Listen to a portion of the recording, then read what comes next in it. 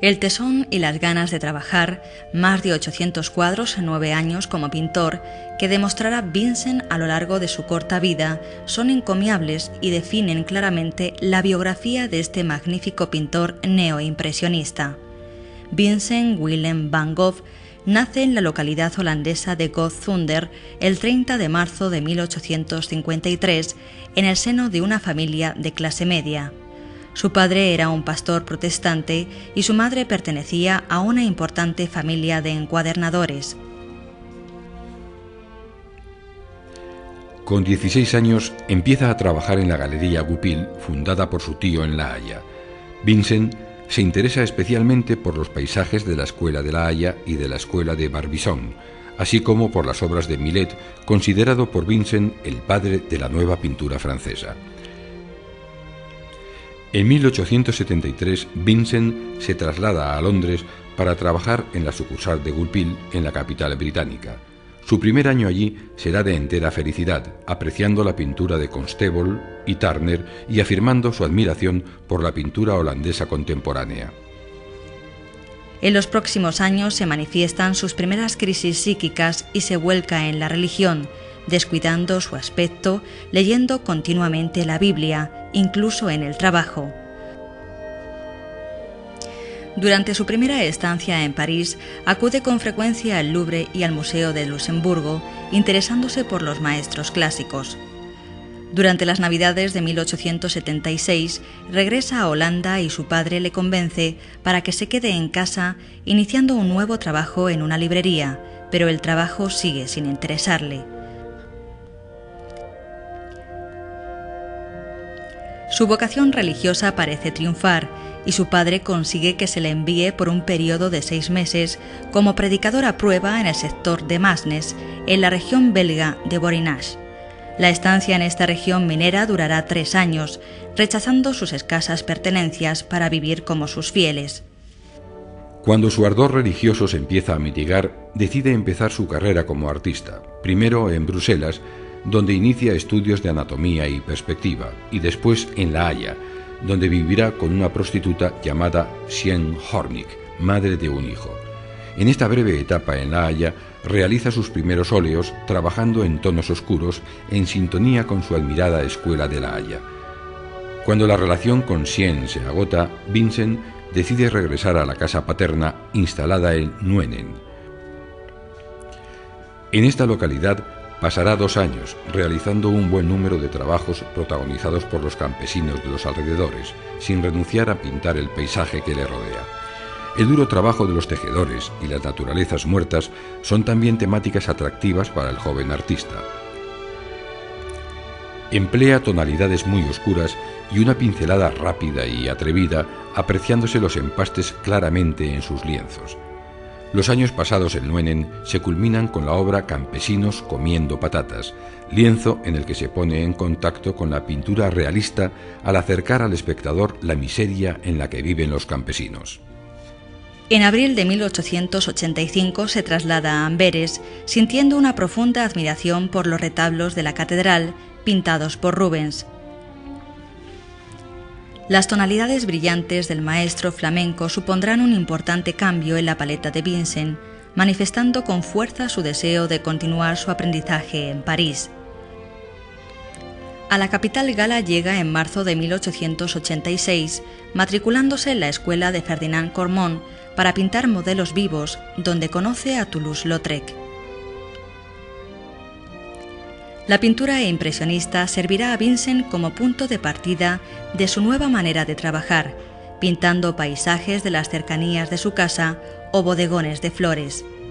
Su paleta se aclara y su interés se centra en la luz y el color. Pero no renuncia a la figura humana, surgiendo interesantes retratos. En su deseo por experimentar, realiza trabajos siguiendo el estilo puntillista y se interesa especialmente por las estampas japonesas. Podemos afirmar que esta estancia parisina será muy interesante para Vincent, que absorbe todo lo que se encuentra en su afán de crear un estilo propio. En el otoño de 1886, Vincent conoce a Gauguin, surgiendo entre ambos una admiración mutua.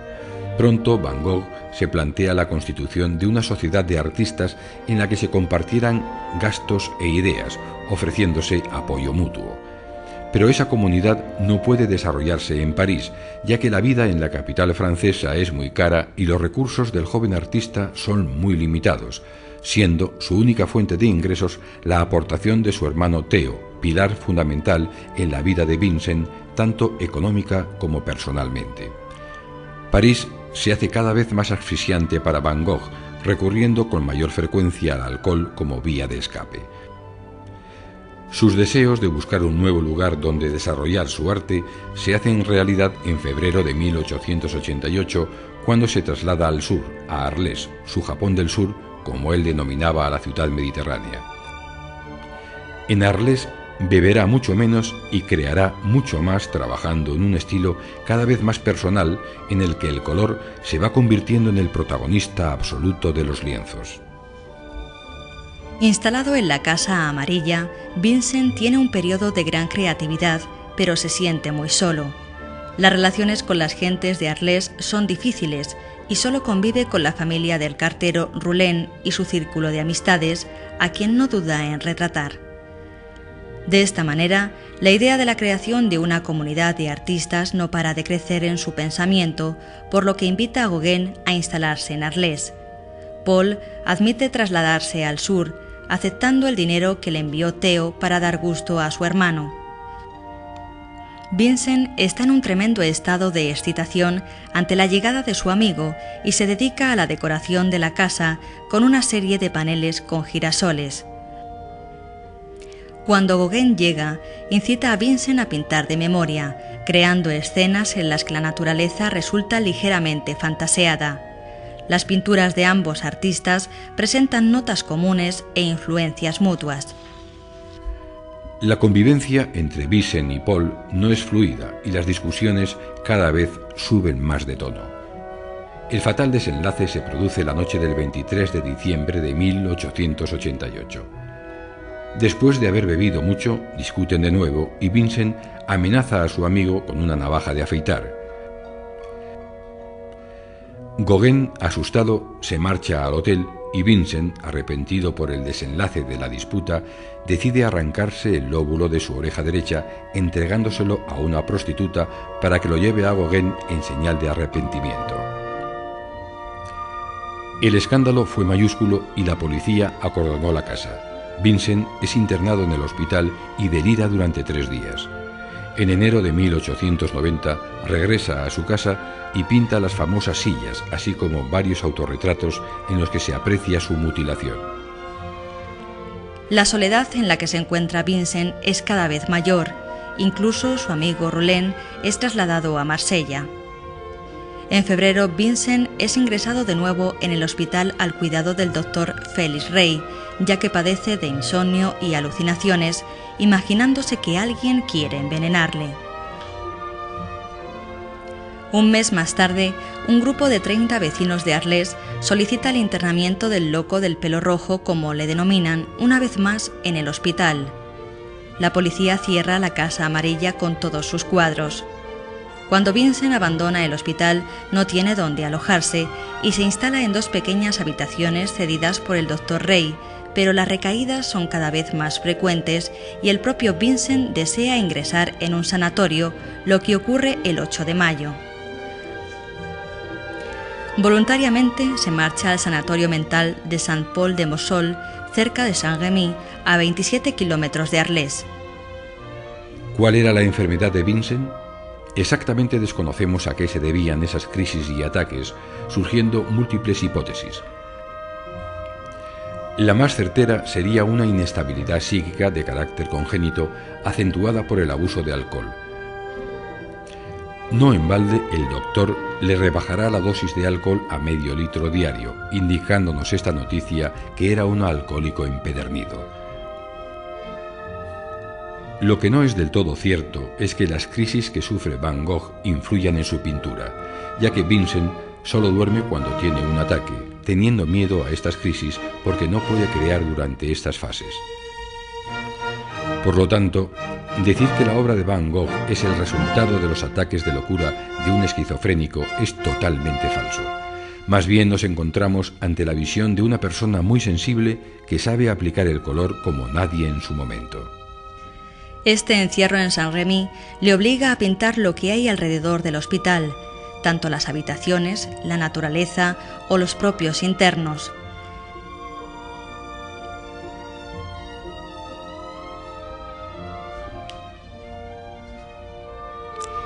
Después de varios ataques, en uno de ellos intenta tragarse las pinturas, Vincent recibe la noticia de que Theo va a ser padre, deseando que el pintor sea el padrino del futuro bebé.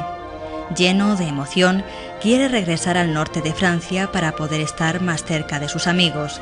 Ahora trabaja copiando obras de Millet o de Lacroix porque tiene miedo a pintar al aire libre. Theo considera conveniente que Vincent se instale en Auvers-sur-Oise, en el noroeste de París, al cuidado del Dr. Gachet, famoso homeópata relacionado con los impresionistas. A fines de diciembre de 1889, Vincent sufre un nuevo ataque mientras está pintando e intenta tragarse las pinturas. Una vez más, el doctor le prohíbe pintar, permitiendo sí la ejecución de dibujos. El 31 de enero de 1890, Johanna da a luz un niño al que se llamará como su tío, Vincent Willem.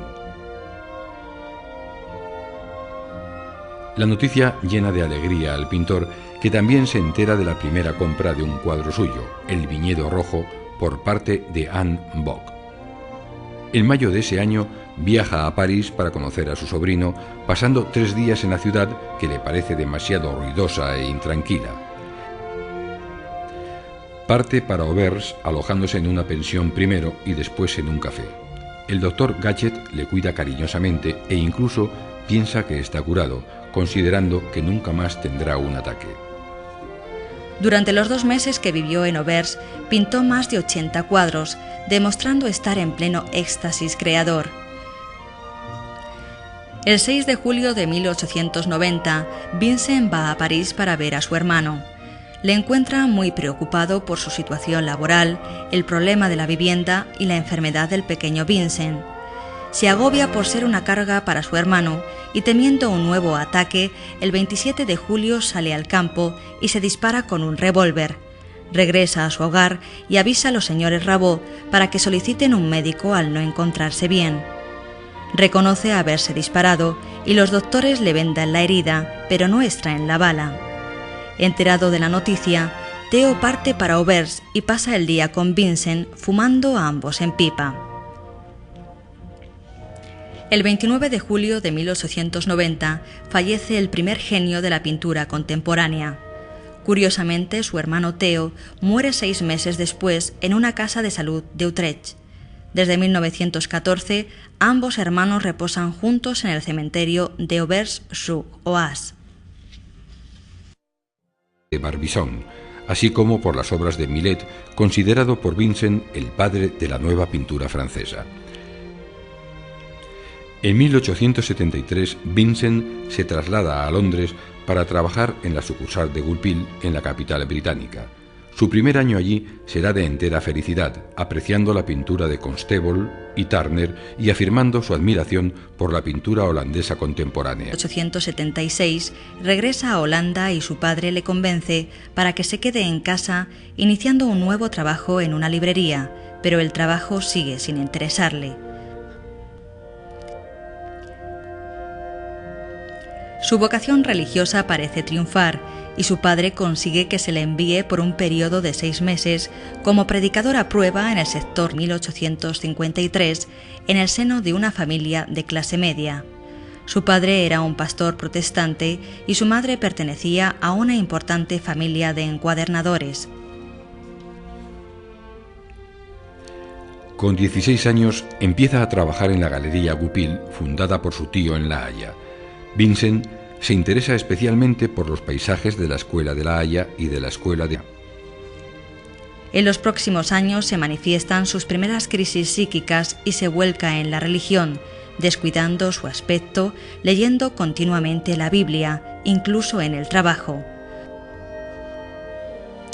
Durante su primera estancia en París, acude con frecuencia al Louvre y al Museo de Luxemburgo, interesándose por los maestros clásicos. Durante las Navidades de 1800, el tesón y las ganas de trabajar, más de 800 cuadros en 9 años como pintor, que demostrará Vincent a lo largo de su corta vida, son encomiables y definen claramente la biografía de este magnífico pintor neoimpresionista. Vincent Willem van Gogh nace en la localidad holandesa de Gotzunder el 30 de marzo de